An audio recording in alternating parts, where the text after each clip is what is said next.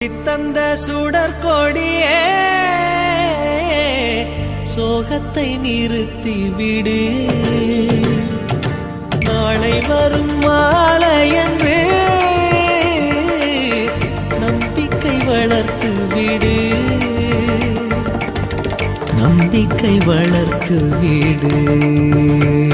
நம் காதல் ஜோதி கலையும் ஜோதி கலைமகள் மகளே வாவா. காதல் ஜோதி கலையும் ஜோதி